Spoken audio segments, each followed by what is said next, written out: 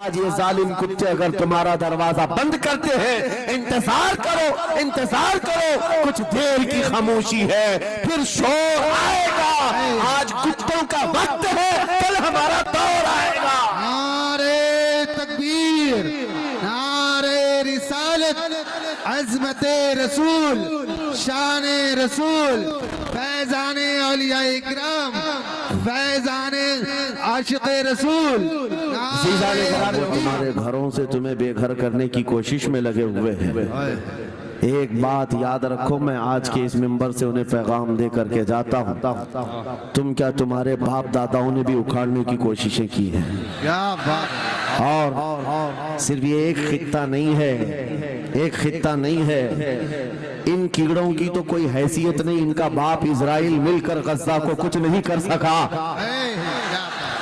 قتل کرنے کا مطلب فنا کرنا نہیں ہوتا۔ اسرائیل جیسی ظالم طاقت جس کے پاس سپر پاور طاقتیں، پیٹروٹ میزائل بھی ہیں، دادا امریکہ ساتھ میں کھڑا ہوا ہے، یورپی یونین ساتھ میں کھڑی ہے، اور نہتے کنکریاں لے کر کھڑے ہونے والے بچوں کا مقابلہ کر رہے ہیں، اور ایک دو نہیں 10,000 سے زیادہ قتل بھی کر ڈالے، بچوں کو مار بھی دیا، لیکن پیٹ نہیں بھرا، ڈر ختم ہی نہیں ہوا۔ وہ ڈر ابھی بھی ختم نہیں ہوا۔ ہزاروں کو قتل تو کر لیا، لیکن رات کی نیند اور چین ابھی بھی بیکار ہے، غارت ہے، کیونکہ انہیں اندازہ ہے اس بات کا کہ ان میں ایک بھی زندہ باقی رہ گیا تو کل کا وہ صلاح الدین بن سکتا ہے۔ کیا بات! تاریخ دہرائی جا سکتی ہے۔ تمہارے علاقوں کو اکھاڑ پھینکنے اور اس کو بے گھر کرنے کی ایک ہی سازش ہوتی ہے کہ یہ غلامان امت محمدیہ میں رسول پاک صلی اللہ تعالیٰ علیہ وسلم کی اس امت میں کوئی شیر بیدار نہ ہو جائے، ورنہ کتوں کی نیند حرام کر کے رکھ دے گا۔ کیا بات! میرے عزیزو، اپنی ویلیو سمجھو، اپنی حیثیت سمجھو۔ جب تمہارے ساتھ بری نظر لگ جائے تو تمہارے عروج و ارتقاء کی منزلیں شروع ہو جاتی ہیں۔ ان ظالموں کو یہ تاریخ یاد ہونا چاہیے کہ جب میرے خواجہ سرکار غریب نواز ہندوستان تشریف لائے تھے، ان کے آنے کے بعد جو کچھ بھی ان کے ساتھ کیا گیا، ان کے باپ داداؤں نے تاریخ بتائی ہوگی۔ غریب نواز کو نکالنے کے لیے، ان کی جھوپڑی اجاڑنے کے لیے، ان کے خیمے کو توڑنے کے لیے، یہاں تک کہ سرکار غریب نواز جس درخت کے نیچے بیٹھے وہاں سے اٹھوا دیا، کیا نہیں کیا۔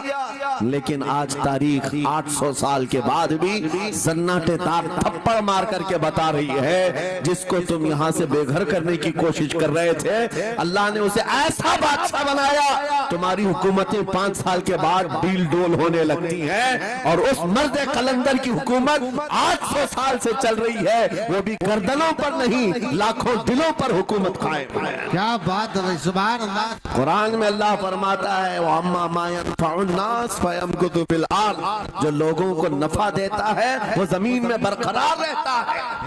قرآن کی آیت پڑھ کر کے میں تمہیں حوصلہ دیتا ہوں، تمہیں یہ حوصلہ دیتا ہوں۔ اللہ نے قرآن میں فرمایا اِنَّ أَرْضِي وَاسِعَةٌ، میری زمین بہت کشادہ ہے، میری زمین بہت کشادہ ہے۔ رب تعالیٰ فرماتا ہے وَلَقَدْ كَتَبْنَا فِي الزَّبُورِ مِن بَعْدِ الذِّكْرِ أَنَّ الْأَرْضَ يَرِثُهَا عِبَادِيَ الصَّالِحُونَ، ہم نے زبور میں یہ لکھ دیا ہے کہ ہم اس زمین کا وارث نیک بندوں کو بنائیں گے۔ سبحان اللہ! آپ اس بات کے خوف میں نہ رہے، اس بات کے خوف میں نہ رہے۔ عزیزان گرامی وقار، جو کام تمہیں کرنے کے لیے کہا گیا ہے وہ کیا ہے؟ وہ ایک ایسا انقلاب اس زمین سے آنا چاہیے، ایک ایسا انقلاب۔ آپ کو میں ایک بات بتا دوں، تاریخ میں جو تمہاری سچویشن اور تمہاری حالت کے مطابق ہو، میں وہ بات کرنے کی کوشش کرتا ہوں تاکہ تمہارے دل پر اثر ہو۔ سبحان! آپ جس علاقے میں رہ رہے ہیں، آپ یہاں کے حالات بہتر جانتے ہیں۔ وہ دن یاد کرو جب نبی پاک صلی اللہ تعالیٰ علیہ وسلم نے اعلان نبوت فرمایا مکہ میں، اور اس کے بعد کفار و مشرکین کا ظلم شروع ہو گیا، غریب صحابہ کو پکڑ کر مارتے تھے، حضرت بلال حبشی، حضرت خبیب خبیب ابن عدی، حضرت خباب ابن العرد، حضرت زید بن دسنا، حضرت عمار بن یاسر، یہ وہ صحابہ ہیں جن کو صرف مارا نہیں گیا ہے، آگ میں تپایا گیا ہے، کیا سب کر لیا۔